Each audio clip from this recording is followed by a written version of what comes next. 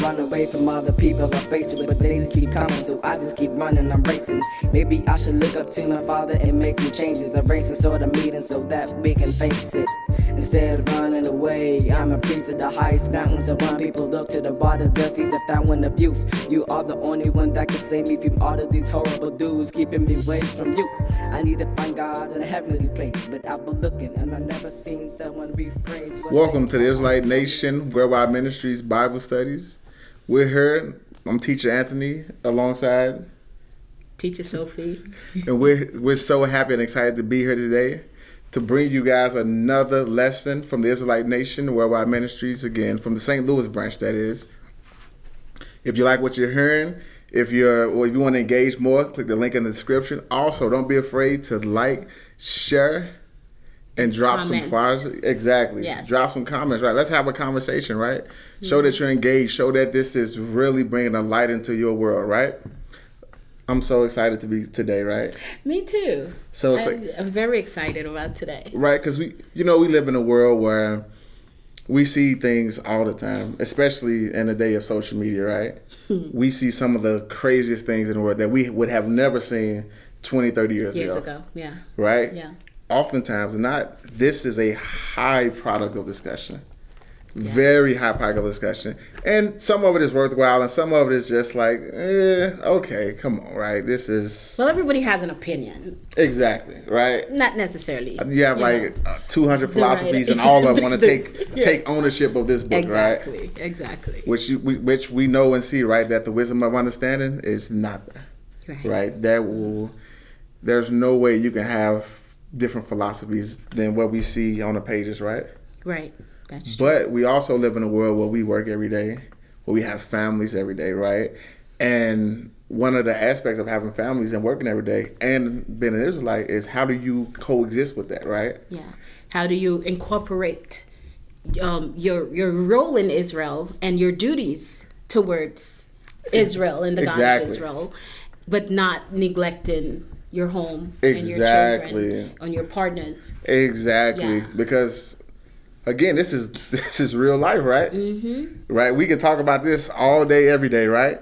But we also know we have families to support, to build up. So the reason we're so excited, right? Because of today's lesson, right? How do we rebuild our nation while living in another nation? Mm-hmm. Right. Now we've seen our ancestors do it before, right? Yes. Going back to the days of Egypt, even to Babylon, right?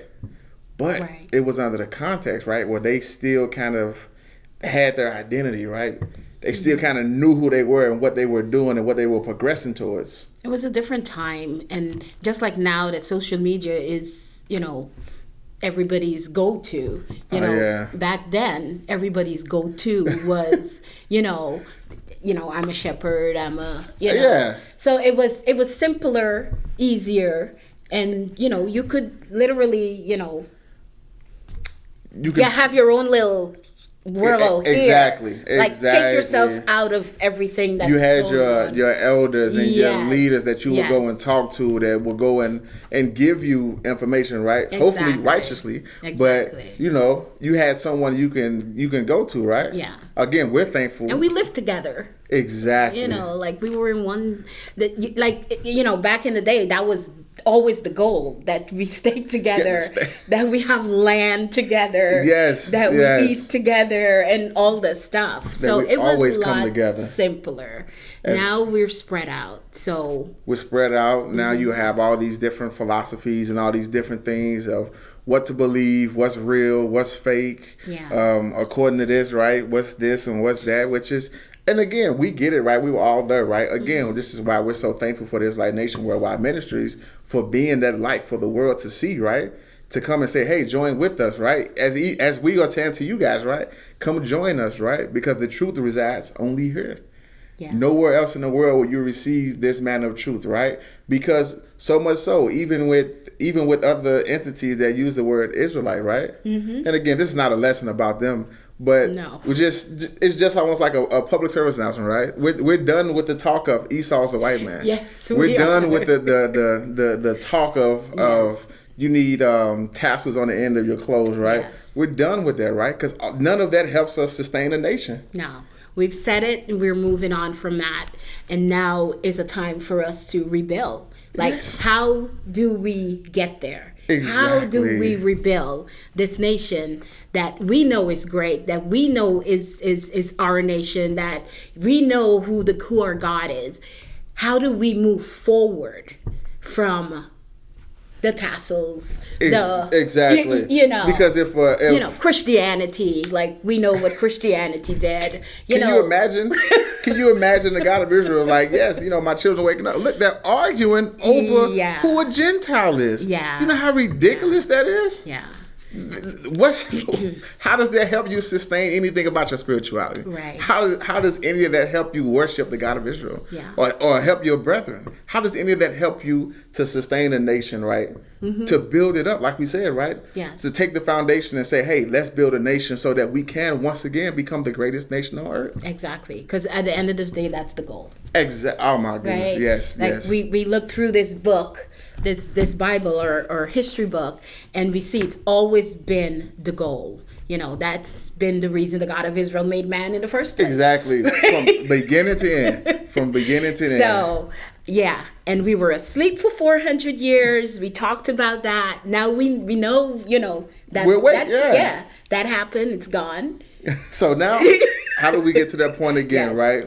Where we talked about rebuilding a nation, right? And redemption and what that may look like, right? Mm-hmm. But today, as we are right now at this very stage today, how do we go about that and implement that in our lives today? Right? How do I wrestle with the idea of, hey, it's Sabbath day, but I have to be at work? Right. How do I wrestle with the idea of telling my family, hey, I need to keep the Passover? How do we do those things, right? These are things that will help us sustain ourselves to build up a nation, right? Everything else is just pointless. All the rest of that conversation is that's pointless, right? That's why we're done with that whole conversation, right? It's time to move forward. Exactly. So we got to read the Bible, right? Yeah, this is a Bible study, right? We do. So we do. Let's turn to Jeremiah. At the end of the day, our examples are here. What we're saying, it's not we're just fed up. It's at some point we have to say okay. Yes. Now let's move on. Now let's see what we can get. Especially when we talk about this book, right? Because in some instances, page to page may be 100 years. Yes. Yeah. This is a collection of highlights. Yeah.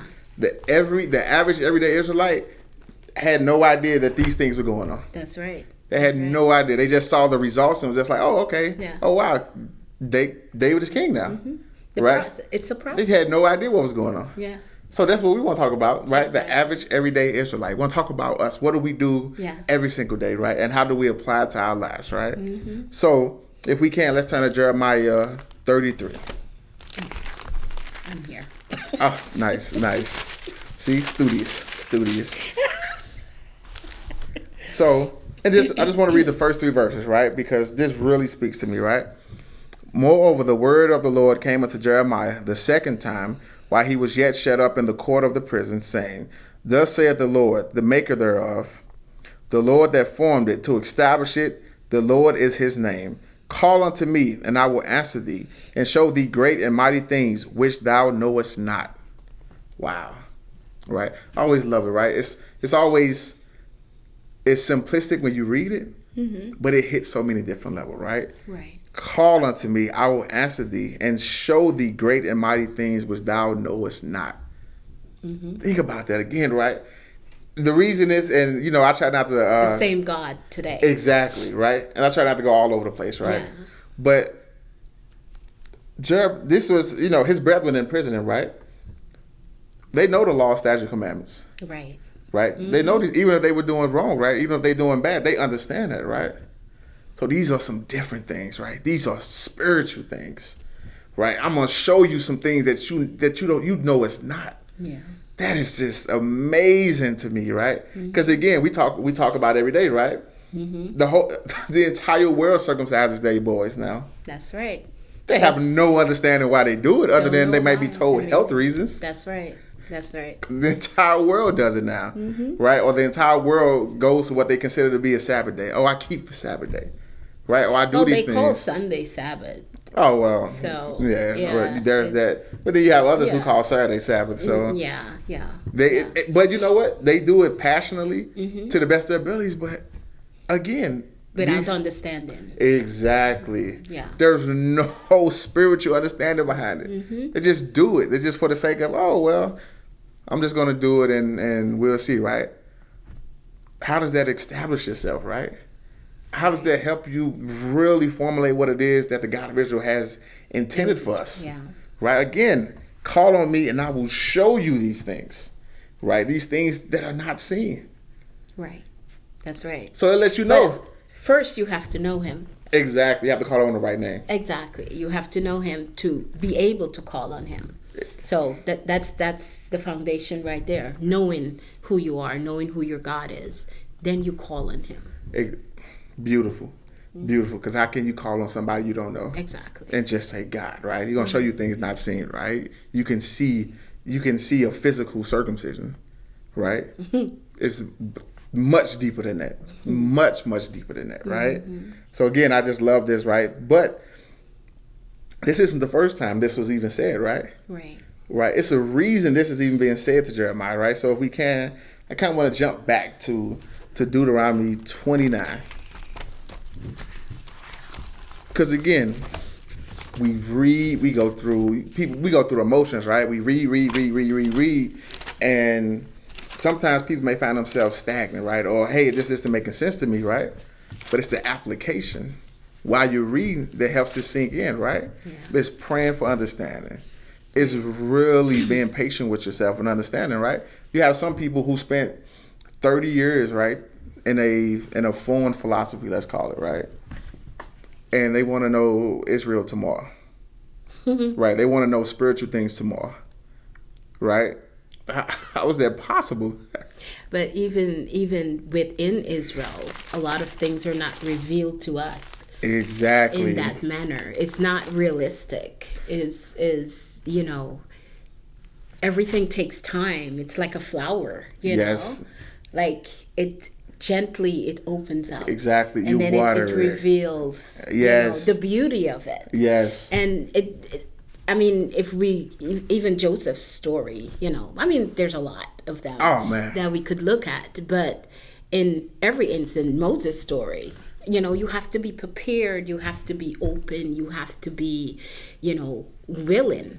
Exactly. To really sit down and humble yourself. Yes. But the important part in all that, right, is that these were key people within the Israelite nation that the God of Israel specifically gave instruction to. Right. For the nation's sake. Right? He didn't come and say, hey, I need to gather everybody up. Come here. You come here. That person come here. That person come here, right? Yeah. It really shows how special. And that was just this one person. Exactly. Yes. This one person had to go through the mill, so to speak, to get to that point to where, to the point to take this people. But at the end of the day, that's the important part, right? Yes. Preserving this nation and preserving this people and rebuilding when we've had to rebuild so many times. Oh my goodness, yes. And everybody wants that position, right? Everybody thinks they have that position of the authority of leadership, right? Right. That's not the case. Not everybody can handle that position. No. 2, not everybody's equipped to deal with that, right? That's true. I'm sorry, right? For as much as, and we get into his story a little later, right? Of Moses, but it's interesting when you think about Moses, right? On the surface, you would think, right, Moses would be the last person you would send to go and rescue the children of Israel because he's the one he's been influenced so much by Egyptian culture. Yeah. So he would be the one you say, no, I can't deal. We don't want to deal with that, right? Yeah. He has to be confounded because he attended their schools, right? He's with the Pharaoh's daughter, the highest authority in the land's daughter, right? They did all these different, I'm sure they've shown him all these different spiritual things. On the surface, you would say, why would we send him? Right. But I'm sure there was other people that he could have. Exactly, right? But the wisdom of the God of Israel, right? And the understanding is that I need someone who has been through that, who knows what the other side is like, who has favor with the other side, more or less than just saying, hey, you down there, you come here, you come do this task, right? And there are situations where that may happen, but it helps us see in today's context, right? Because so much so you have sometimes people just, I'm just going to wait around. I'm just going to wait around. Then the God of Israel is going to put me in a position for me to be successful. So wrong. Doesn't make sense. Yeah. Israel is all about work. Yes. I mean, the God of Israel is about work. Like, we were talking today. Yes. Actions mean something, like we talk about faith without work. We say it all the time, but I don't even know if it really registers. Yeah, it's like it's a saying. Oh, you just put it out there. Faith without work is dead. But what do you mean by faith without work is dead? And let's look at it. And the word work is the important. You have to look at it in the most practical sense, right? Mm-hmm. If you have a spouse, right, or a loved one that never did anything for you, mm-hmm. How you gonna feel about that? Yeah. Right? How you gonna feel? They just just love me just for the sake of loving me. It's like, can you show me? Yes. Can you show me what I mean to you? Exactly. Can you show me, give me a reason for me to say, yes, I will give you everything. Right. Because if you're just sitting there, you're just standing there, right? Or if you're just using Israel, look at the analogy of a well, right? If you're just going there to refill up your bucket, but you're not adding to this well, mm-hmm. then there's no benefit, right? Then you run the well dry. And then now what do you have, right?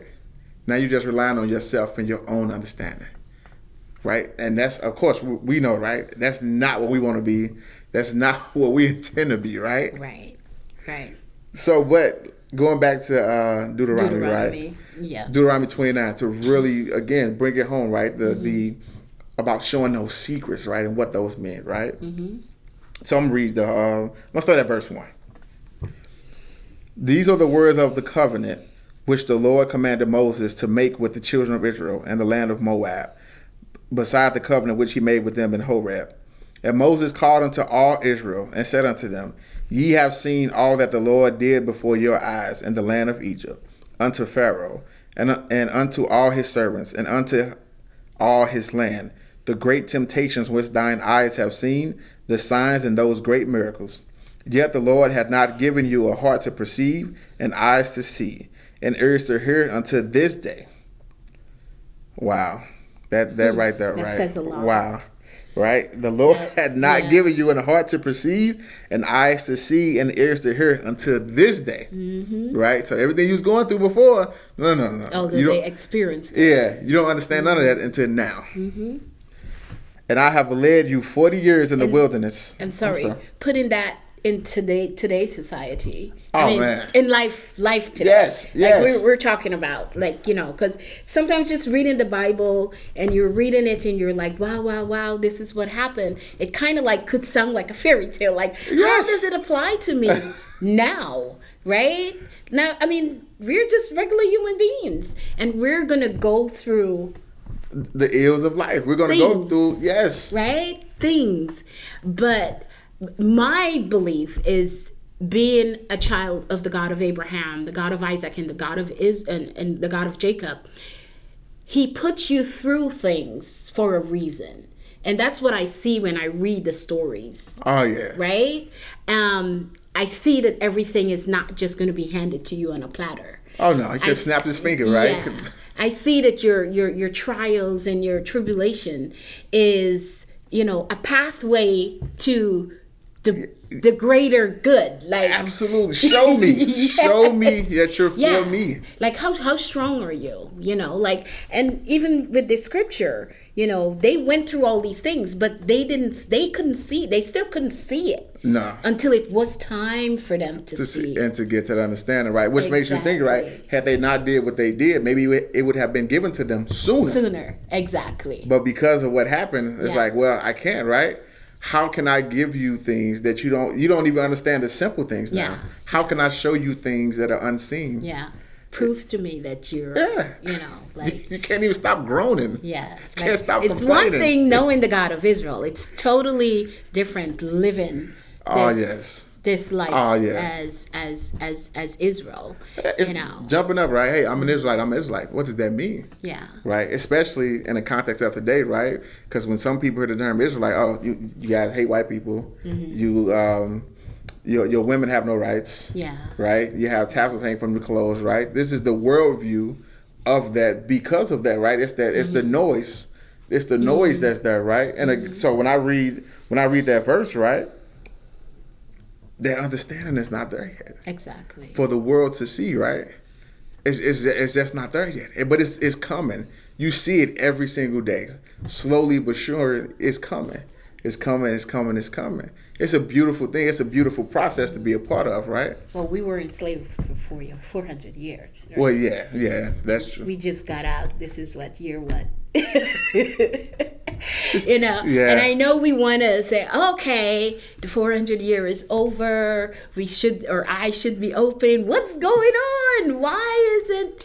But it's a process. It is, and I always like to look at who we are today, right? I like to look at us in context of the scriptures, right? We're the first generation. Yes. Right? We're coming out of captivity. We're the first generation out of captivity. Yeah. Right? Yeah. So we definitely don't want to repeat what we knew what happened before. Right? We certainly want to make sure we get it right. Right? Yes. Again, right? Which is why we don't focus on those novel things, right? Mm-hmm. Novel things about who other nations are, right? Those things add no benefit to us. No. Zero, right? What this person is doing and that person is doing, and we have to focus on us in-house. Yes. Like in-house. Like yes. We have to build from inside out. Yes, right? yes, because otherwise, again, you lose the context, you lose the focus, and you won't be given a heart to perceive, and eyes to see, and ears to hear. You won't be given those things. Yes. Right? So let me continue on, yes. Right? Verse 5. And I have led you 40 years in the wilderness. Your clothes are not waxing old upon you, and thy shoe is not waxing old upon thy foot. Ye have not eaten bread, neither have ye drunk wine or strong drink, that ye might know that I am the Lord thy God. And when ye came unto this place, Sihon the king of Heshbon and Og the king of Bashan came out against us into battle, and we smote them. And we took their land and gave it for an inheritance unto Reubenites, and to the Gadites, and to the half tribe of Manasseh. Keep therefore the words of this covenant, and do them, that ye may prosper in all that ye do. Ye stand this day, all of you, before the Lord your God, your captains of your tribes, your elders, and your officers with all the men of Israel, your little ones, your wives, and thy stranger that is in thy camp, from the hewer of thy wood unto the drawer of thy water, that thou shouldest enter into the covenant with the Lord thy God, and unto his oath, which the Lord thy God maketh with thee this day, that he may establish thee today for a people unto himself, and that he may be unto thee a God, as he had said unto thee, and as he sworn unto thy fathers, to Abraham, to Isaac, and to Jacob. I just love all this, right? Because this is just... He's giving it all to them. Mm-hmm. He's giving all of it to them, right? For them to really understand, right? Like when you know, they be like, you're tugging at the heartstrings. Mm-hmm. He's, laying it out for them, so for them to truly and really understand what it is, right? I love this so much. And I love how he goes over, like, I'm reminding you of these things, right? Yes. Like, don't take it for granted, like... 40 years, your shoes didn't wax old. Exactly. What? You can't go a year. Yeah. You can't even go 6 months without needing a new pair of shoes. Exactly. 40 years? Right. It's amazing, right? Verse 14. Neither will ye only do I make this covenant and this oath, but with him that standeth here with us this day before the Lord our God, and also with him that is not here with us this day. For ye know how we have dwelt in the land of Egypt, and how we came through the nations which ye passed by. And ye have seen their abominations and their idols, wood and stone, silver and gold, which were among them. Lest there should be among you man or woman, or family or tribe, whose heart turneth away this day from the Lord our God, to go and serve the gods of these nations, lest there should be among you a root that beareth gall and wormwood. Wow. You know what? That's why we were saying earlier, right? We're not going through anything today that our forefathers that they didn't see. Mm-hmm. They passed through these nations. They saw all the abominations of these nations. Mm-hmm. Today we see the abominations of these nations. Right. We see, right? Mm-hmm. The most disheartening part is that we saw a lot of times are in the forefront. we're in the forefront of the abominations that the other nations are doing. A lot of times directly to us. Yeah, 99% of the time. And this is, oh my goodness, again, tugging at the heartstrings. Whose heart turneth away this day, right? Yeah. You have no more root. That is it. You're done, right? It birthed gall and wormwood. Wow. Again, right? Just really tugging, right? And it come to pass, when he heard the words of this curse, that he blessed himself in his heart, saying, I shall have peace, though I walk in the imagination of mine heart, to add drunkenness to thirst. The Lord will not spare him, but then the anger of the Lord and his jealousy shall smoke against that man, and all the curses that are written in this book shall lie upon him, and the Lord shall blot out his name from under heaven. Wow. Again, right? Again. Bringing it home, right? Yeah. You can imagine, right? This is the Moses that's gathering the entire congregation, and he's telling them this, right? Yeah. Can you imagine that person that's like, I don't know if I want to serve this guy? Yeah, to you if you. Who? Yeah, yeah. Who would say, no, I don't want to serve this guy? Exactly. After what he just said? Right? Verse 21. And the Lord shall separate him unto evil out of all the tribes of Israel, according to all the curses of the covenant that are written in this book of the law. So that the generation to come of your children that shall rise up after you, and the stranger that shall come from a far land shall say, when they see the plagues of that land, and the sickness which the Lord hath laid upon it, and the whole land thereof is brimstone, and salt, and burning, that is not sown, nor birth, nor any grass groweth therein, like the overthrow of Sodom and Gomorrah, Admah and Zeboam, which the Lord overthrew in his anger and in his wrath. This is not just you. Oh, no. No. It's and again, we're saying nothing happens overnight. Oh, right? no, like no, you no, were saying, no. These, in be years. Oh, no, yeah, yeah. In between. Nothing happens overnight. And when the God of Israel gives his judgment, it's not just you. It's your children. It's your children's children. Yes. It's. But it reminds me, especially the next verse, like, even all nations shall say, wherefore hath the Lord done this unto this land? What meaneth the heat of this great anger? It's like you see it's today. You see it today, right? When other nations look at us, right? Mm-hmm. They look at us as a desolate people. Yeah. They look at us like, oh my goodness, these people, they call us savages, right? They do all these things unto us, right? Again, we're not reading anything new, right? We're not seeing anything new. And again, we're not just repeating things just for the sake of repeating it, but really showing it in today's context for us to really know and understand, like, this is how we got here. Yeah. This is the process of what it was that got us here. We need to own it. Yes. We need to accept it, move forward. And until we own it, we cannot move forward. Because you can't humble yourself, right? Exactly. If you're blaming other nations, right? How dare you, right? How dare you blame another nation? How dare you give another nation the God of Israel's credit, right? Even in desolation, right? The God of Israel did this to us. No other nation could do this to us, right? Without his authority. That's right. Without him giving the green light to say, go get them. Go get them. For look at what they did. Yeah. It's amazing. Again, I just vision, right? Just being told these things. Yeah, when we're going through certain things, sometimes we just need to step back and say, okay, where did I go wrong? Yes. Yes. And that's the humility that a lot of us don't have, right? Like, where do I go wrong? Where did I go wrong? But we're quick to blame somebody else. Point the finger. Yeah? Point the finger. It's because of that person. Or how could that person? But, like... That's an old saying. I forget where it came from. I might butcher it, right? But it was always like, how can you know what someone else is doing if you're focused on your task?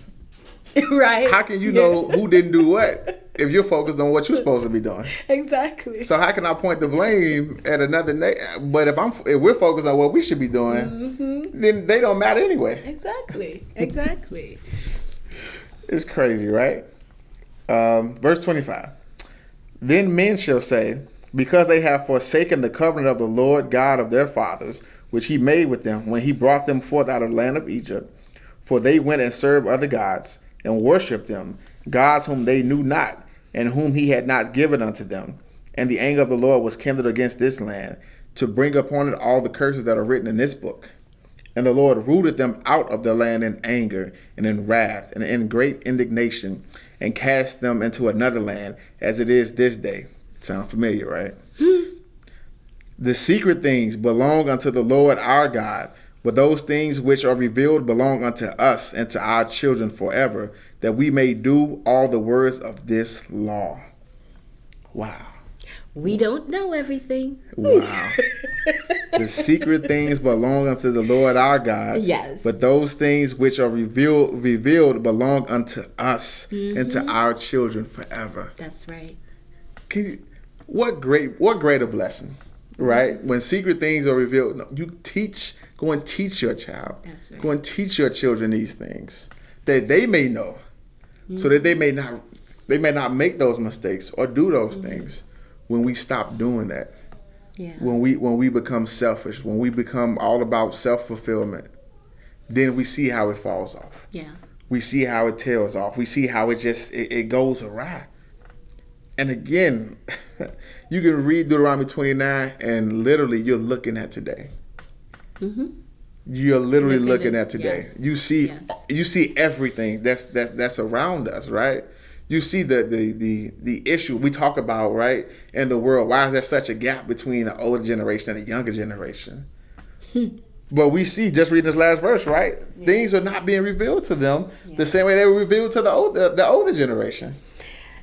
And that's because they don't have the older generation in their ears, right? Yeah, that's true. Like the generation today is they don't honor their elders like they're supposed to, and even that is a blessing, right? To have an elder. Like, I mean, we're literally we're struggling to grow up with one parent. Yeah. Let alone and to have a grandparent, and like my dad, he's a great grandfather. Like, wow, yeah, like, amazing. That is a blessing. Like, that's what we strive for, right? Because you kind of see that in the Bible, but in today's society, we die so early. It's very we don't get an opportunity to see our grandchildren and our great grandchildren. And you spend the rest of your life finding out information. Yeah, and teach them these secrets. Yes, right. Yes. That's the only way they're gonna learn these secrets is if we teach them. Yes, Grandpa teach them these secrets of life because it that's how we build. It can only come from us. Exactly. Nobody else has those secrets. Yeah. And if it doesn't come from us, we see the results when we go outside. We see the results. Lost. Yes. Yeah. And then we're angry at them. We're screaming at them, and literally the blame is back on our shoulders. Always is. Because hey, we did not grab them and say, hey, let me teach you about your God. We didn't do our job. Let me show you Sabbath. Let me show you what the new moon means. Let me show you how important you are, right? Not just so you can be successful in this world, so you can be successful to the God of Israel. Right. Right. That's the honor you want. And the best way to teach is by example. Yes. Now, right? big one there. Like, big one there. Big one there, right? A lot of us want to tell our children what to do, but we do something totally different. Which is, again, always going to be damning, right? Yes. You can never, ever, ever just tell somebody, hey, go do this. Okay, easier said than done. Yeah. Show me how to do it. And when you show someone how to do it, I guarantee they'll hold on to it. That's right. They'll remember it forever, right? They'll remember. I mean, literally, I can look. My dad taught me how to tie a tie when I was like 11. I have never forgotten. I was so proud of myself when I learned how to tie a tie. Like, it was just like a day of just like, wow, I know how to tie a tie. I felt so important at that point, right? I wanted to go to school with just ties on, right? Just nothing else, just a tie. Just a tie. Just a tie. So can you imagine to be given the greatest treasure that there is, the God of Israel? How much more the children will hold on to it then? How much they will cherish it? how much they would cherish the culture and not throw it away for false cultures, right? For things that look appealing to the eye but offer nothing spiritually. Right. And again, right? It's within us. It is within us. This is not an impossible task. It's not something that's just out there that's like, oh boy, I don't know if I can do that, right? It literally starts with a conversation. Yeah, it sounds impossible. You're reading the Bible and you're talking, oh, do this, do that, and it's like, oh, really? And just like you said, it's easier said than done. Oh yeah, because but it really is not if you break it down and you apply it to just everyday life and not look at it like this huge thing. Yeah, you know what? You grow to appreciate it. Yeah. You grow to appreciate. You don't look at it as a law, right? It's a secret from the God of Israel. Mm-hmm. How can that be a bad thing? Right. When the world doesn't have it, right? How in the world can a secret from the highest authority possible be a bad or a hard thing? Yeah. Hey, I give you this Sabbath, right? Man, yes. I love my Sabbaths. I love my Sabbaths, right? I love my Passover. I love all my holy days, right? Mm-hmm. Because you know what it means. You know how special and unique it is, right? Yeah. Because it signifies who we are, and it entails our history. This is our original. You know why it's so bad? We look at it so bad sometimes. I think it's because we've been beat down by other nations' laws so much that when we get our own laws, it's like I want to get away from that. Yeah, I don't have anything to do with that. Any law. Yeah, so you're just like, wow, this is just, I just want to run away. Yeah. I just want to run away and go do something different. Wait a minute. I thought coming to Israel, I was getting away from that. Now you're telling me about laws? Yes. More laws? Like, what is that? What do you mean this? The beauty of our laws is that it benefits you. Exactly, right? Makes you stronger, makes you better. It benefits you. Because if you can't appreciate the Passover. Yeah. Whew. If I'm so thankful. Yes. I'm so thankful that our ancestors were so vigilant to say, yes, we'll listen, Moses. We will listen, right? Because otherwise it'll look very different. Very different. Yes. But from what that law came from, it shows. But they said that after a lot of whoopings. Oh, yeah. We had to, right? We're hard-headed. We're just hardheaded. So a lot of whoopings. It has to get across us somehow. Yeah. So back to nation building. That's part of that's part of the nation building, right? Yeah. You're gonna get those lashings, right? Just because it's we're stiff-necked people. Yeah. We're very hard-headed, right? When the sign is clear to turn right, we want to go left, right? That's just something we just want to do. We have to try it and test it out, right? Don't know why that is. We just have to do it, right? Yeah. And after we get hit a few times, it's like I'll go right now. I won't do it anymore, right? So let's continue on, right? Yeah. So. Something interesting, even we were just speaking about Moses, right? Mm-hmm. And the context of what we read and what we see, right, is that we also know as children to the God of Israel how special and important we are. We also know that he doesn't move unless we move. Exactly. If we're stagnant, how can he give us these secrets and these treasures if we're just standing around we're waiting on him, he's waiting on us. Mm-hmm. And it's you go and do, and then I will show you these things, right? And then these things will be offered unto you. But if you're standing around waiting on him, then you're missing the point. Nothing gets revealed. Nothing. So even in everyday life, right? Like we was talking about, so trying to rebuild a nation, right? We have families, we have jobs we have to go to, right? We have a bunch of different things that we are part of that we do. And can you imagine? Well, that is not easy, and it's a struggle. Yeah. But in honor of rebuilding this nation, it's a worthwhile task, right? Yes. Can you imagine just sitting there, right? And you're just like, you know what? Yeah, I'm not gonna worry about it. I'm just gonna go ahead and do my own thing. What are they doing? like. I don't see what they're doing. I don't see, the time you're going to take to criticize and to look for things that's, you thought should be done or whatever, you could get up and actually do it and be productive. Like, you know what? I think somebody needs to be opening this door. Like, somebody needs to just hold this door. So, you know, we could go through. Like, just hold the door. You know, we can go on and on about that, right? We have a lot of suggestive thinkers, right? Yeah. Within the Jacobite community, right? Mm-hmm. Everybody has a mouth. Yeah. Everybody says what they think should be done or how it should be done. Mm-hmm. But when it comes down to implementation, nobody's around. No. Nobody jumps up and say, hey, I'll do it. Hey, I'll help out. But everybody can tell you, oh, I don't think that looks good. Oh, that's not right. Well, they want to help out if it's a leadership position or if it's something that they'll get recognized, like, or they'll be self-fulfilling, on the forefront, or, you know. But if it's you know, just to, you know, clean the bathroom because the bathroom is dirty, you know, nobody wants to do that. Like, seriously, because you know what, that's not my job. And it's you know, the sad part is it's almost just like it's looked at as something that's just not important. Mm-hmm. But everything is important. Which is crazy. It is crazy. That is crazy. Can you? Yeah. I'm in a holy family. Mm-hmm.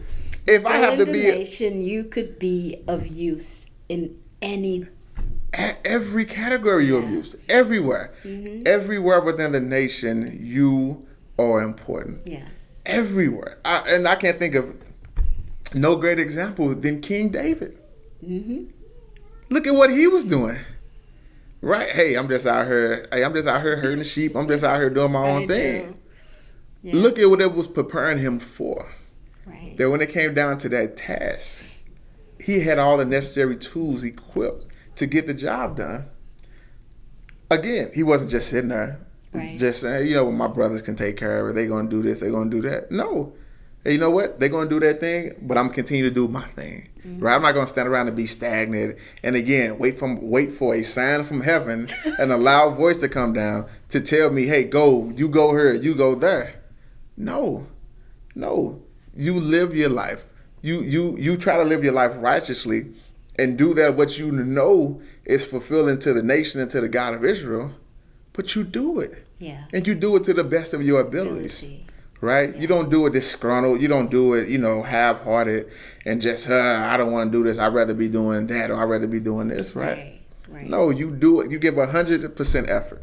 Then you hinder your blessing. Exactly, right? Mm-hmm. We always say, right, you get out what you put in. Exactly. And if you're putting in 10%, how can you expect to get back 100%? Right? So. Then we go off topic. No, we're good. Because it really, again, it shows, right, just how unique we are, right? Mm-hmm. So if I can, I just want to turn to Nehemiah 2 real quick. And it shows, again, right, what is that we need, right? Because we hear the talk a lot of times, right, of we hear all the talk about, you know, reparations and what's needed and all these different things in order for us to become successful as, you know, a lost nation, right? Or a stolen nation, I should say, right? Mm-hmm. Into captivity, right? Which, again, is very physical, right? It's amazing, right? Everything that's said that we needed to be successful is always physical. Yeah. Always, right? But the God of Israel said that he will show us, you know, he will reveal unto us those secret things that are not known. Exactly. Right? Yeah. So why would I need something physical in order to have redemption? Mm-hmm. Right? So just something interesting, right? So I'm gonna jump to verse 13, right? So Nehemiah, this is, you know, given a task, right? So you already have the captivity in Babylon is up, right? So you had Ezra and them, they already went to go and start to try to rebuild. And, you know, Nehemiah is given charge from the king to go and, you know, help his brethren rebuild, right? Mm-hmm. So when they get there, right, these things are happening, right? So let's just start at verse 13. And I went out by night by the gate of the valley, even before the dragon well, into the dung port, and viewed the walls of Jerusalem, which were broken down, and the gates thereof were consumed with fire. Then I went unto the gate of the fountain, and to the king's pool, but there was no place for the beast that was under me to pass. Then went I up in the night by the brook, and viewed the wall, and turned back and entered by the gate of the valley, and so returned. And the rulers knew not whither I went or what I did, neither had I as yet told it to the Jews, nor to the priests, nor to the nobles, nor to the rulers, nor to the rest that did the work. Then said I unto them, Ye see the distress that we are in now, how Jerusalem lieth waste, and the gates thereof are burned with fire. Come and let us build up the wall of Jerusalem, that we be no more a reproach. Then I told them of the hand of my God, which was good upon me, as also the king's words that he had spoken unto me. And they said, Let us rise up and build. So they strengthened their hands for this good work. But when Sanballat and Horathite and Tobiah the servant, the Ammonite, and the Gershom and the Arabian heard it, they laughed us to scorn and despised us, and said, What is this thing that ye do? Will ye rebel against the king? Then answered I them and said unto them, The God of heaven, he will prosper us. Therefore we his servants will arise and build, but ye have no portion, nor right, nor memorial in Jerusalem. Again, I love this book, right? And I have favorite verses, right? Like we all do. Yes. Nehemiah could have said so much here, right? Hey, I was given charge from the king to go and do these things, right? Mm-hmm. And he has the paperwork to prove it. Mm-hmm. But his answer is that the God of heaven, he will prosper us. Mm-hmm. Man, homage to the God of letting you know this is where the authority lies. Mm-hmm. This is where our help will come from. Mm-hmm. Yeah, you have we know there's a king that's over this region and he's doing his own thing, but trust and believe. We have a source that we tap into that's greater than any king on this earth. That's right. That's greater than anybody, and nothing will stop us. That could use any king. Right. Again. Exactly. And that's part of rebelling. Utilizing, people outside of our community. People, yes. Yes. Tap into their resource, right? Exactly. They may not even be like-minded. Yeah, going back, right? And the stranger. Exactly. But sometimes those are the people that the God of Israel uses to help us. And we have to recognize that and utilize it. So can you imagine you going around saying, nope, you're not, you don't look like me, you don't look like me, you don't look like me. Or you don't believe what I believe. Hey, I don't want any help from you. I don't want any help. Exactly. Nope, not you. Exactly. It's foolishness. Yeah. That's foolishness. Mm-hmm. I also love how Nehemiah, right? He positions himself and let them know who they are, right? Therefore, we, his servants, will arise and build, right? Establishing that relationship. Yeah. Right? The God of heaven and us being his servants. Understand who we are. Right. And understand who he is. And that there is none of you that can stop this from happening, right? Mm-hmm. And again, right, you read along and you see what happens and the things that they try to do and everything that happens, right? And again, this is not an overnight thing, right? This is not a process. And it goes back to, like you said, right? You having faith in that understanding, right? An answer wasn't given right away. Exactly. I'm sure they were terrified, afraid, and nervous, but they were given charge, right? Even way back when, in the days of Jeremiah, right? After this captivity, go and rebuild. They knew this had to get done. Yes. Right? Regardless, and they didn't sway from it or got afraid. Of being reproached. Or being confronted by people. And hey, they're going to come and do this, and you're going to let them stop your task. Exactly. That you're given for the God of Israel. Yeah. You're going to let somebody else come in and tell you that, no. And like you said, he's waiting for us to make that move, right? So if we don't do nothing, then he's like, okay. How can I show these wonders? Exactly. How can I prove to you guys who I am if you guys won't even have the faith to take the first steps? Yeah. We have to be willing to show some sort of work, right? You have to. It's okay that you don't know what the end results may be. It's okay that you're nervous. It's okay that you're afraid, right? It is perfectly fine. That's okay. But you have to have the faith and courage and understanding to know that, yes, the God of Israel has a plan. And that plan is already in motion. Mm-hmm. But if we just stand there and just say... And his plan is to prosper us. Yes, yes. We have to remember that. Yes, it's not to just sit back, because, chattel slavery along with society has taught us, right? People that look like us, right? Mm-hmm. That, our reward is, heaven. Mm-hmm. That's our reward, right? Mm-hmm. That, hey, it's okay, right? You endure now, and your reward is in heaven, right? Yeah. Meanwhile, while they prosper now, right? Mm-hmm. And there's more to it than just that, right? It's not just that, There are things that we have to go through in order to really establish ourselves. But when we ultimately stand up and praise our God on one accord, nothing can stop us. Absolutely. There's no nation that can stand up against us. No. There's not a one. That's not one that can do anything to stop us. And we have many examples we can look through the scriptures. And we don't even have to have a multitude. No. I mean, look at Daniel. It's just one example. How many times did we amaze kings? How many times did they say, hey, this person right here? Yeah. Look, whatever they do, make a declaration throughout the land, right? Exactly. We have the book of Esther. We have so many examples. So it doesn't have to be numbers. It's like, it's not about the numbers, not about how big we are, but it is about how great and big our God is. Oh man, think of the favor Abraham received. He's just a great guy. Yeah. Great guy. And then think of Moses and Pharaoh, right? Hey, Moses, your people, get out of here. Just get out of here. And like you said, the example of Daniel. Yes. We have so many different examples. Mm-hmm. And again, it's not like, hey, them and this army went and did this. Yeah. One person. One person. This is one person. One person. Yes. But what they had was the God of Israel. Joseph. Exactly. One person. And I think the world. This lesson is for us, Israel, to remember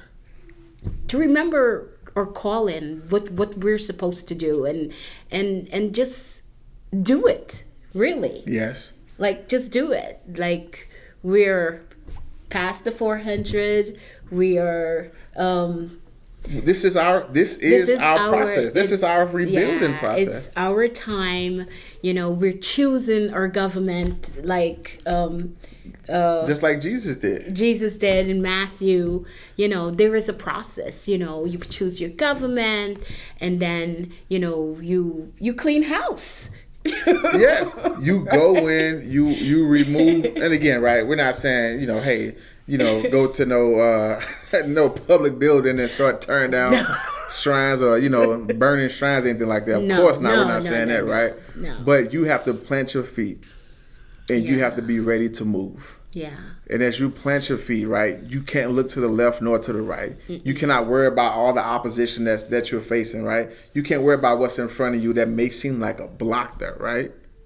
Yeah. Again, we know, right, the God of Israel will move mountains provided we bring the shovels. We know that, again, nothing can stop us. Absolutely nothing, right? And again, it's all about what do we do with the time that we have and the talents that we have, right? So this brings the story up to, and again, another favorite story, right? Is let's turn to Matthew 25. We read it when we get there, right? I'm not going to give it away.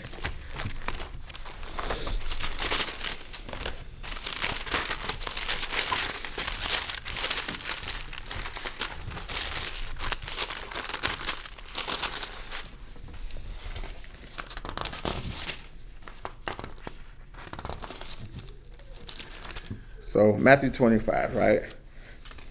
And I'm going to start at verse 14, right? And we're all familiar with this story. For the kingdom of heaven is a man traveling to a far country who called his own servants and delivered them into his goods. And unto one he gave 5 talents, to another 2, and to another 1, and to every man according to his several ability, and straightway took his journey. Then he that had received 5 talents went and traded with the same, and made them other 5 talents. And likewise, he that had received 2, he also gained other 2. But he that received 1 went and digged in the earth and hid his Lord's money. After a long time, the Lord of those servants cometh, and reckoned with them. And so he that had received 5 talents came and brought other 5 talents, saying, Lord, thou deliverest unto me 5 talents. Behold, I have gained beside them 5 talents more. His Lord said unto him, Well done, thou good and faithful servant. Thou hast been faithful over a few things, and I will make thee ruler over many things. Enter thou into the joy of thy Lord. He also that had received 2 talents came and said, Lord, thou deliverest unto me 2 talents. Behold, I have gained 2 other talents beside them.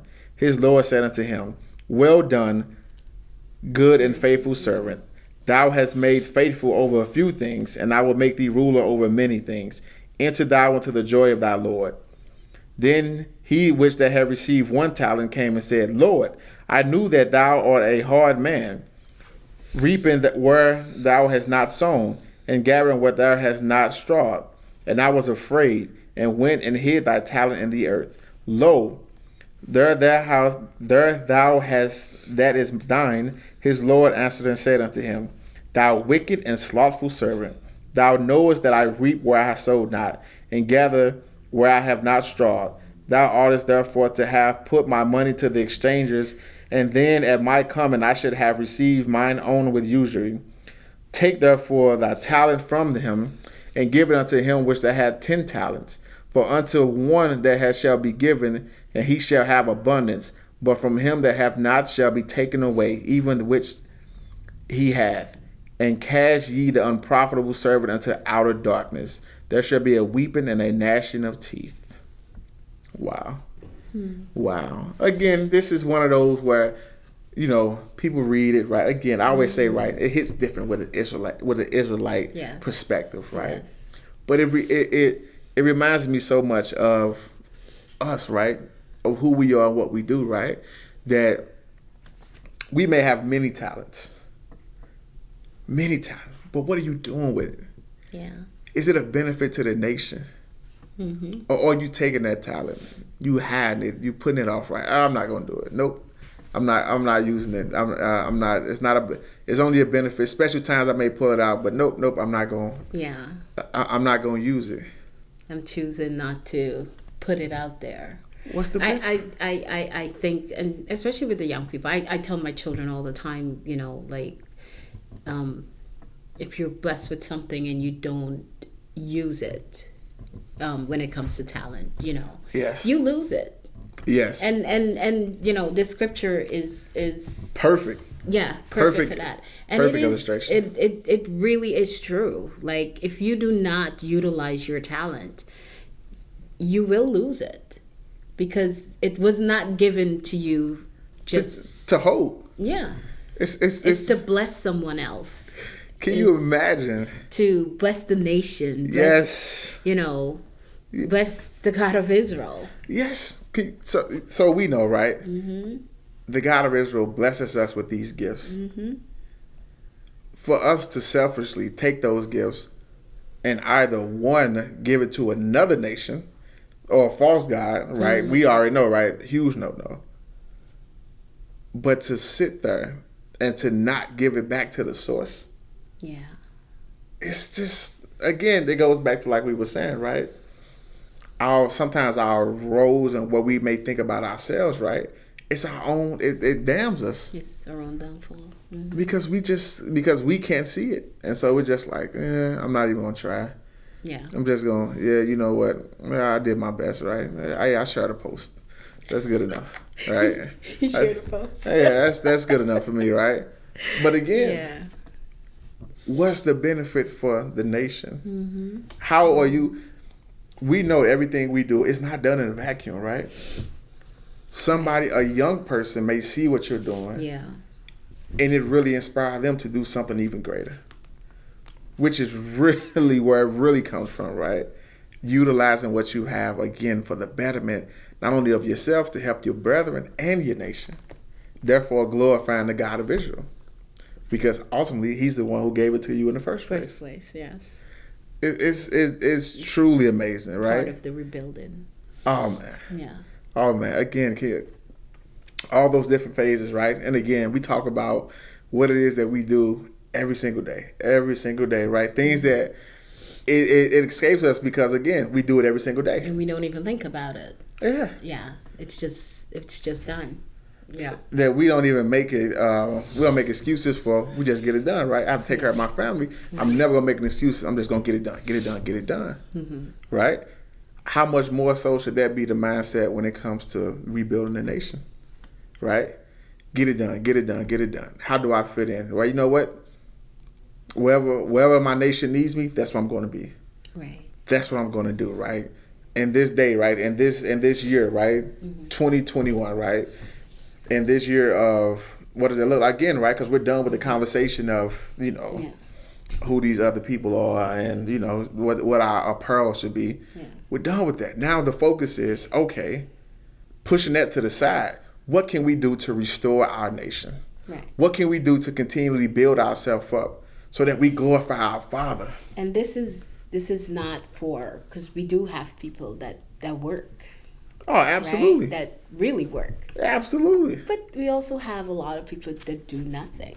And so so the people that work end up working harder than because other people are not working, right? Yes. So it makes it look like such a huge task. But if we all come together, with the same mindset and the same building, same mindset of rebuilding this nation and working together, then it's so easy because one person is not overloaded with a task of 10. Yes. Can you imagine, right? Right. Can you imagine Ezra and Nehemiah sitting here, right? They're building up the walls to Jerusalem, right? They're getting everything situated, and they look behind them, and 50 people are standing there. Yeah. Right? Yeah. This is like all hands on deck, right? On all hands. Right? This is, don't worry about it if you've never done this before. That's the only way Put to your hands rebuild. In. Right? It's the only way to rebuild. All hands have to be. Exactly. You have to get dirty. Yeah. You have to get dirty and say, you know what? I don't know where I may fit in, but I know I have to be a part of this. Exactly. And along the way, you'll find out where you fit in there. I promise you, you will be.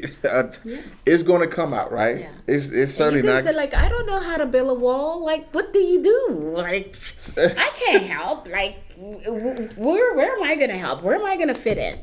Well, you could give me the broom. Exactly. Or you could pass me the hammer. Or axe. Oh, yeah. Just ask, right? Just ask. If again, right? There's always something. Like if I don't have to come down that ladder every 5 minutes to pick up that hammer, the wall gets built faster. Exactly. And that's because you're passing me the hammer or exactly. the brick or just an example. Yes. Every little bit helps, and everyone can contribute. Oh, without a doubt, right? If instead of it being so much arguments, instead of it being, we have people that come to our pages and they, all these different things. Again, I have not seen one comment that said, hey, you know what? I may not, view everything similar to you guys, but what can we do together? What can we do together to really glorify our Father? That's where the mindset needs to be. That's where it needs to be because, again, we're stagnant if we're going back and forth about the same things over and over again. Yeah. Things that don't edify us at all. We're not moving forward. A T-shirt does not edify you. I'm sorry. It won't. It will never edify you. I'm sorry, right? It can't, right? Knowing who you think Esau is will give you no edification whatsoever. I promise you, right? But think about the response you get to say, what can we do to work together? Yeah. Oh man, I'm getting chills just thinking about that, right? To somebody, hey, what can we do to really build up a nation together? Think how much more rewarding. It's like you said though, but even going back to the tasks that we're given sometimes, right? It's not easy all the time. No, it isn't. And it can be, and I can't think of any easier task, right? Than it's an interesting story, right? We gonna jump into it, right? Story of Jehu, right? He's a very interesting Israelite because he's given a task that's unique to any other Israelite task, right? Mm-hmm. This isn't one that, this isn't a job that I would ever want to have. This isn't one, But it's a job that needs to be done sometimes. Yeah. Unfortunately. Right? Unfortunately. So, yeah. That's like, cleaning house. Yeah. Like you said, right? It's definitely because needed. we're as strong as our weakest link. Yes. Yeah. We have to remember that. Yeah, and we have to make sure everybody's on the same path, it's on the same page, right? Because if not, then that becomes a stumbling block for the rest of the nation, right? Mm-hmm. So let's turn to 2 Kings. 2 Kings. Let's go to chapter 9.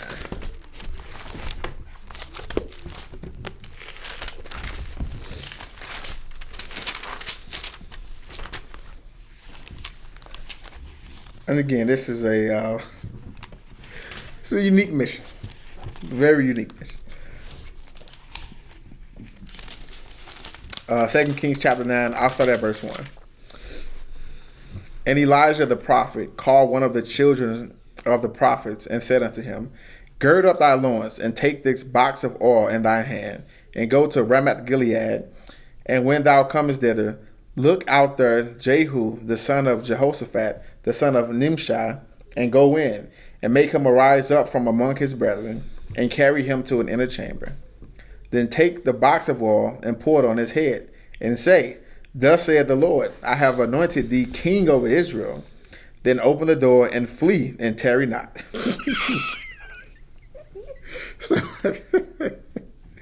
So kind of give you, an understanding to, the character of Jehu, right? Like, yeah, when you do this, don't stick around. Just run out of there. Get out of there. Right? So, verse 4. So the young man, even the young man, the prophet, went to Ramoth Gilead. And when he came, behold, the captains of the host were sitting. And he said, I have an errand to thee, O captain. And Jehu said, Unto which of all of us? And he said, To thee, O captain. And he arose and went into the house. And he poured the oil on his head and said unto him, Thus saith the Lord God of Israel, I have anointed thee king over the people of the Lord, even over Israel. And thou shalt smite the house of Ahab thy master, that I may avenge the blood of my servants, the prophets, and the blood of all the servants of the Lord at the hand of Jezebel. For the whole house of Ahab shall perish. And I will cut off from Ahab him that pisseth against the wall, and him that is shut up in the house in Israel. And I will make the house of Ahab like the house of Jehoram, the son of Nebat, and like the house of Bashathi, son of Ahijah. And the dog shall eat Jezebel in the portion of Jezreel, and there shall be none to bury her. And he opened the door and fled. So, sitting here, prophet comes in, tells you, pulls the oil over your head, tells you these things, give you assignment. The assignment, right? Go and kill all the house, go and kill everybody of your master's house, right? How would you feel about that? Scared. Scared. Very much confused, right? Yes. Like, okay. You want to go do what now?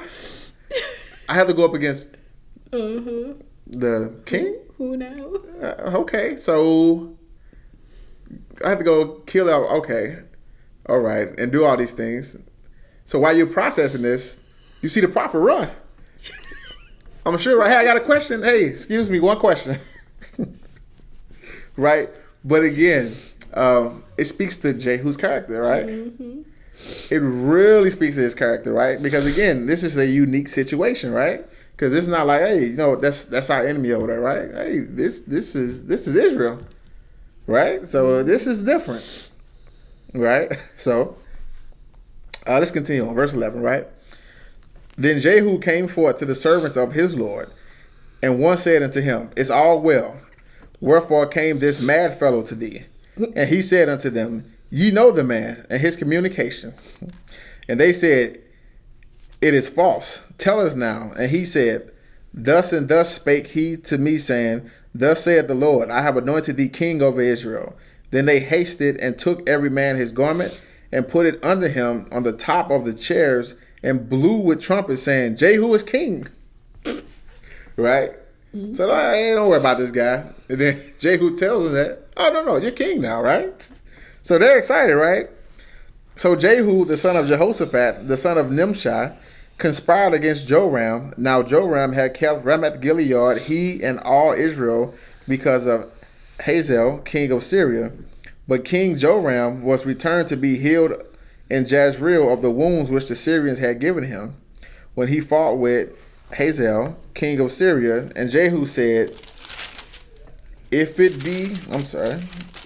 be your minds, then let none go forth, no escape out of the city, to go to tell it in Jezreel. So Jehu rode in a chariot and went to Jezreel, for Joram lay there. And Ahaziah, king of Judah, was come down to see Joram. And there stood a watchman on the tower in Jezreel, and he spied the company of Jehu as he came. And he said, I see a company. And Joram said, Take an horseman and send to meet them, and let him say, Is it peace? So there went one on horseback to meet him, and said, Thus saith the king, Is it peace? And Jehu said, What hast thou to do with peace? Turn thee behind me. And the watchman told, saying, The messenger came to them, but he cometh not again. So they send the king, go and check. Go check and see what that guy's about. See what he want, right? The messenger comes, is it a peace? And Jehu, his response is, What hast thou to do with peace, right? Hey, my business is not with you. Get behind me. You can imagine? So like, hey, you know what? This is none of my business. I'm going to go ahead and get behind you, and I'm going to let you go ahead and take care of the business, right? Mm-hmm. Again, it's a unique task, right? Because this is not a foreign nation, right? This is he's going to see the kings, right? Yeah. Again, it speaks to that heart that Jehu has, right? He didn't question the mission, right? I'm sure he thought about it, but ultimately he didn't get a chance to. Yeah, he ran, right? Prophet ran out of there. He didn't get a chance to, yes. But he knew he had to do it. Jehu got to work. Yes. He got to work, right? Yeah. So, verse 19. Then he sent out a second on horseback, which came to them and said, Thus saith the king, Is it peace? And Jehu answered, What hast thou to do with peace? Turn thee behind me. And the watchman told, saying, He came even unto them, and cometh not again. And the driving is like the driving of Jehu the son of Nimshi, for he driveth furiously. And Joram said, Make ready. And his chariot was made ready. And Joram, king of Israel, and Ahaziah, king of Judah, went out, each in his chariot, and they went out against Jehu and met him in the portion of Naboth the Jezreelite. Again, interesting, right? Because we read, right, how Israel is split into two, right? Yeah. Now you have two kings, right, to going together to, hey, let's go and see what this guy's about, right? Again, all Israelites. Yes. This story is just, again, it's one of those things. It's just like, wow, this is different. Yeah. This is different. All right, so let's read about what happens. And it came to pass, verse 22. And it came to pass when Joram saw Jehu that he said, Is it peace, Jehu? And he answered, What peace, so long as the whoredoms of thy mother Jezebel and her witchcraft are so many? And Joram turned his hands and fled, and said to Ahaziah, There is treachery, O Ahaziah. And Jehu drew a bow with his full strength and smote Jehoram between his arms, and an arrow went out at his heart, and he sunk down in his chariot. Then said Jehu to Bidkar, his captain, Take up and cast him in the portion of the field of Naboth the Jezreelite. For remember how that when I and thou rode together after Ahab his father, the Lord laid this burden upon him. Surely I have seen yesterday the blood of Naboth, and the blood of his son, saith the Lord, and I will requite thee in his plat, saith the Lord. Now therefore take and cast him in the plat of the ground, according to the word of the Lord. Wow.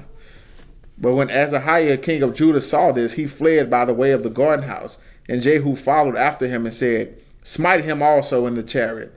And they did so at the going up to Gur, which is by Idliam, and he fled to Megiddo and died there.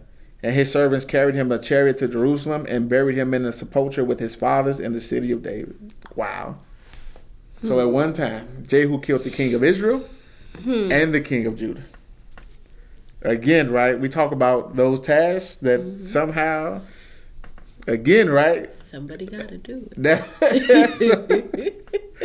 That's a unique mission. Yes. That is not a, and you know, all kind of possibilities run through your mind, right? And we continue on with the story, but just like, wow, that's different, right? Especially when there was so much infighting between brethren. Yeah. Right? And Jehu comes and it's like, all you all are guilty. Right? All these whoredoms that you guys have been committing and all these different things, we're here to rectify all of it. But you see, the God of Israel found the person that he knew would be able to do that job. Oh, yeah. Right? A man that a prophet anointed him and took off running. Yeah. Took off. Don't stand up by him, right? So we all have a job to do, and it might not be pretty all the time. Oh, yeah. Right. Because this is... Yeah. It's still part of, you know, they had to be getting rid of. Well, they had to go, right? It's the assignment. It's so, and somebody had to do it, right? In order for them to move forward. So. Yes. Because you know what, you think about it today, right? And and of course, I'm not saying right that it can turn out like this situation, right? But you often think about how everything will come together, right? Because, you know, it has to, right? Because it's prophesied that it will come together. But in situations like that, so unique, right? And again, the average everyday Israelite that has no idea what's going on, right? This is a Jehu and his men know what's going on. And then this is coming from the top. Like, this is not just a regular. Oh no, this ain't no. He went rogue and he just out here killing people. Yeah. No, this was given to him that he must go and do these things. But I mean, even this story, you know, we could apply it to today. Oh you know, in our lives as Israel, in this nation, Israel, like, you know, sometimes they have to be a sifting. Sometimes, you know, we have to do, you know, and it's not easy. It's not something that is easily done. You know, because you have people get hurt, people, you know, but sometimes in order to rebuild, you have to do the sifting. Because as I said before, you know, the one weak link could be it's the downfall. Detriment. So you have to make sure the foundation is strong. Exactly. It has to be. That can't be. And that goes back to, like we read earlier with Exodus 29, right? That, hey, if your heart turns away, this is the end result, right? Which is why it always says, right, then they'll be cast out, right? Because you cannot have one person cause so much downfall and destruction, right? Right. Because if your heart fell away from the God of Israel, then you can cause another brother and another brother and another brother, and before you know it, you have the nation literally at a downward spiral. The whole structure is falling apart. Exactly. All because of one heart. Yeah. And so sometimes it's easier to just remove that person or that, you know. You know, just for the betterment of the nation. Yes. So we could move forward and continue with our task of rebuilding. And it's a beautiful thing. We don't have time to read all of it. I definitely implore you to read the rest of chapter 9 as well as chapter 10. Jehu's story is interesting. Very interesting. He's a man that had a mission, did his assignment, and that was it. Like that was that's definitely, he is the definition of do your job. Yeah. He is definitely the definition of just do your job. Yeah. Because he got it done. He did what he was supposed to do, and some other things happened. But again, and moved on. He did exactly. Right, but it was set. It was established. It goes back to, like we were saying, in an effort to rebuild the nation, right? An effort to really better ourselves is having that understanding that we have tasks and jobs and assignments to do, right? Without letting emotions affect that job or that task, right? Right. Because so many times, right, people let their emotions carry them away. Right. And that's not what you want, right? It's going to be tough. It's going to be hard. I always say the same thing when we read about, King Saul, right? Yeah, go and kill every man, woman, child, suckling, right? Mm-hmm. They're killing babies, right? Mm-hmm. Right? You definitely can't have emotions there. Oh, none. Yeah. None. You can imagine, right? It's like, because in your own logic, right? You're like, hey, these babies don't matter. Didn't do anything. What is the task and what is the assignment? Yeah. When the God of Israel told us to get rid of a nation, this was the job, right? And we cannot serve him according to our own understanding or according to our own feelings, right? Well, I don't feel like that's to be appropriate, so I'm gonna do it this way, or I'm gonna do it that way. No. Or the God of Israel He didn't say that. There was no way he would say to kill a baby. Oh, yeah, well, he did. So yeah, we have to, a lot of times, separate our emotions from the task at hand. Especially when our emotions were created by a foreign nation. Exactly. So much of how we feel is based on how the world feels. The world feels. But it's not who we are, who we're supposed to be, right? We have to undo a lot of those things that were done unto us in order for us to truly break free and to really say, hey, wait a minute, something is wrong here, right? Like, why are we always the victim, right? And they have us, and we look and see things again. We looking at our eyes through the lens of the nation that we were in captivity to. Yeah. And that's not. They have no understanding. There's no righteousness in them. So how in the world can we how can we base our emotions off their emotions? How can they lead us? Exactly. Exactly. They're leading us to their gods, and right? Why would we allow them to? Yeah, they're doing that job, right? Hey, they're leading us to their gods, right? It's up for us to say, pause, nope, I'm not going that way, right? I won't celebrate your pagan traditions, right? I won't allow myself to be included in that. But if we continue to try to convince ourselves that we're missing out on that, right, we're killing ourselves. We're killing ourselves spiritually. In return, right? Eventually, physically. And that's exactly. And that's not the path that was set for us, right? By our fathers, right? Through Moses, right? Again, you can pick it up and drop it in 2020, right? Everything you read in Exodus 29 is right there for the taking.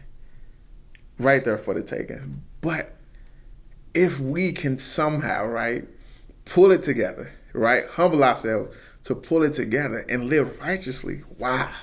Can you imagine? Can you imagine, right? How amazing that would be, right? As Priest Sandals, I think Priest Sandals always says, all hands on deck. Yes. All hands on deck. All hands on deck. Must be on deck, right? Yeah. There's no way we could do this without all hands being on deck. Everyone. Yeah. Everyone, right? Why wouldn't you want to participate? Owning.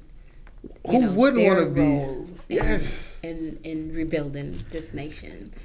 Like seeing the importance, I think, seeing the importance of Israel. Yes. I don't know. I feel sometimes,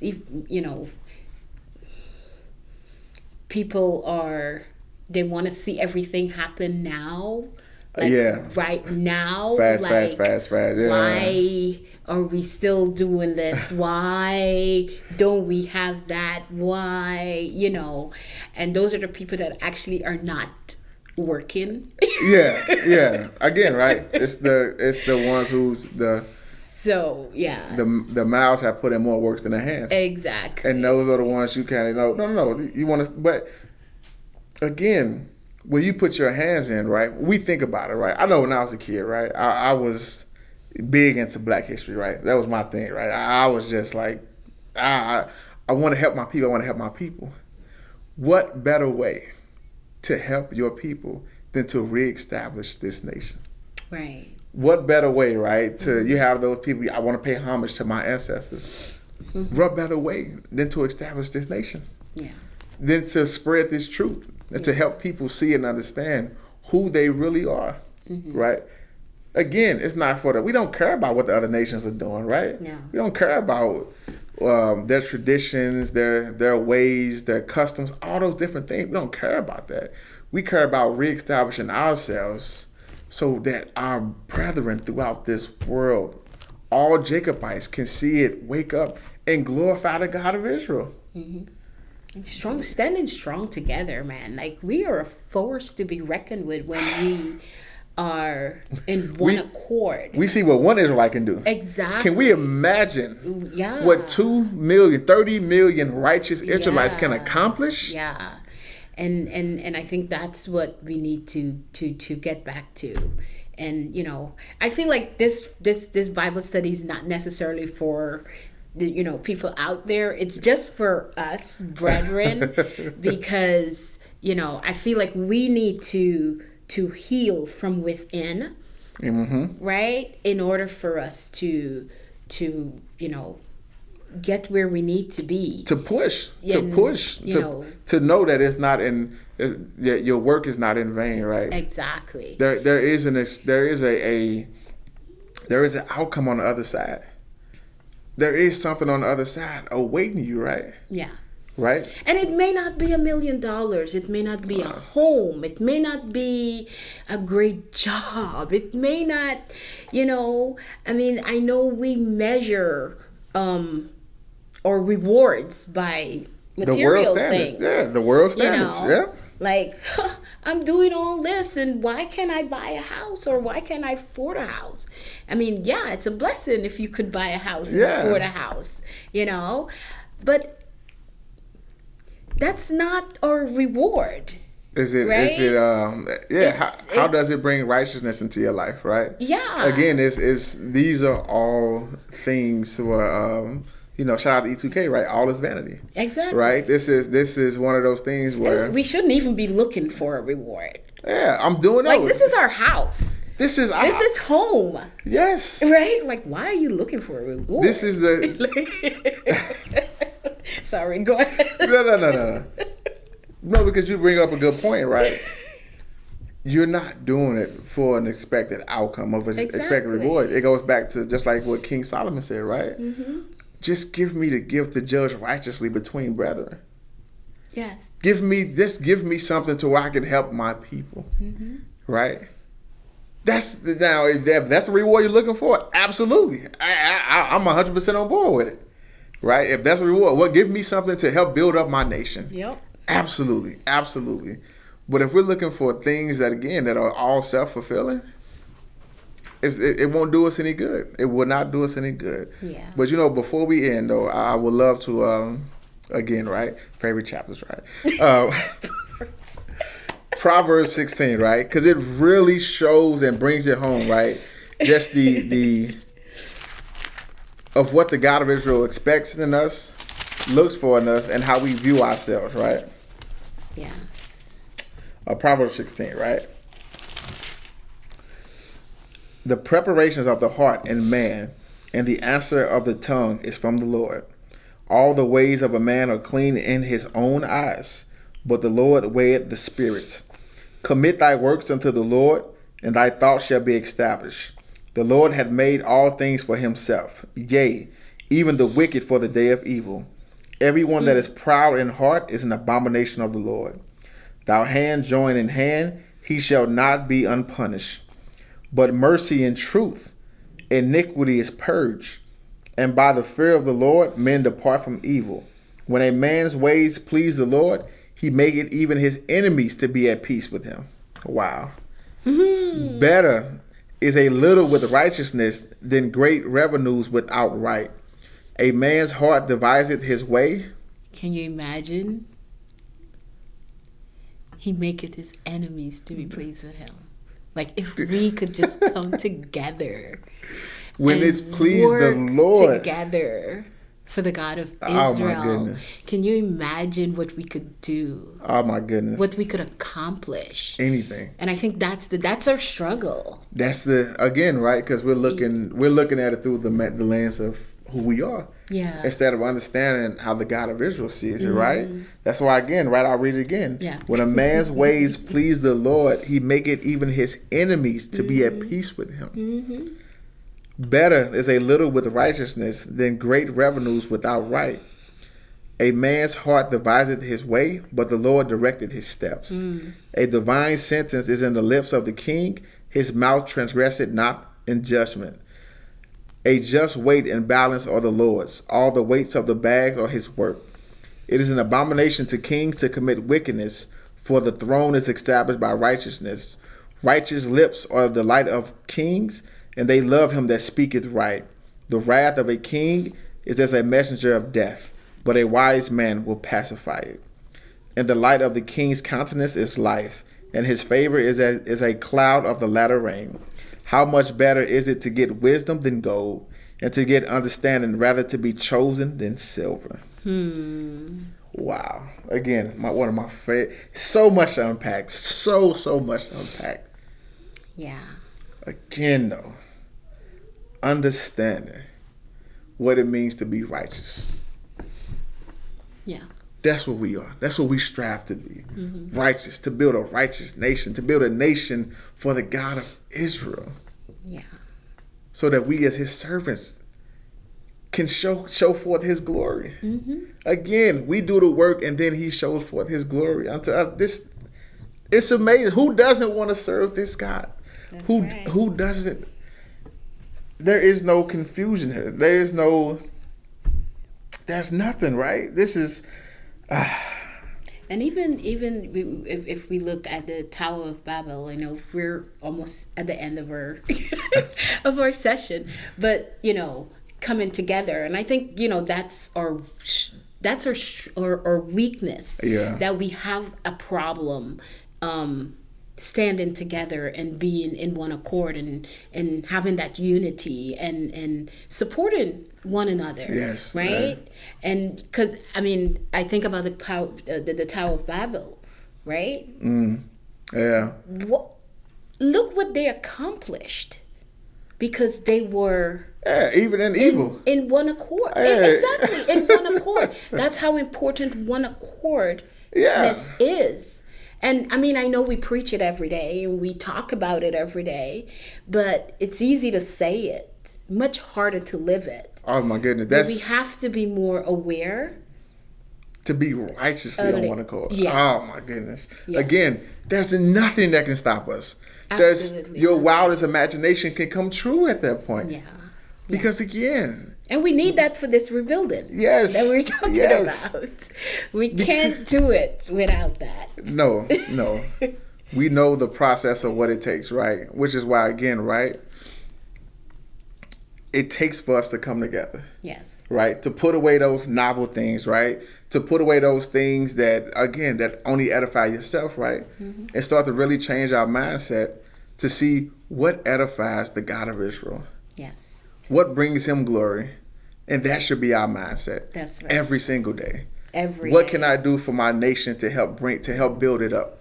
Right? Because the God of Israel is established himself with us as a nation. Yes. So as long as we continue on that path of redemption to rebuild that nation, nothing can stop us. But that's our goal. Our goal is to put the truth out there, go into the four corners of the world. But in doing that, we have to rebuild from within. Yes. So thank you everyone for being a part of this Bible study. And maybe we were babbling a lot. But I hope we have fun. I hope you get the message and you understand.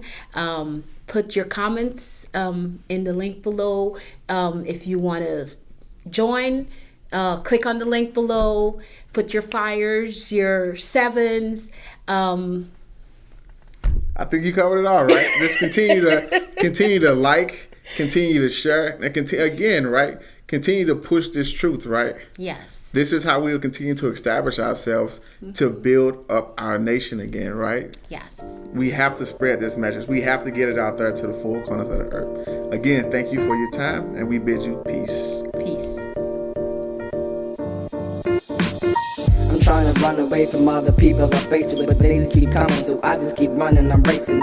Maybe I should look up to my Father and make some changes, erasing sort of meeting so that we can face it.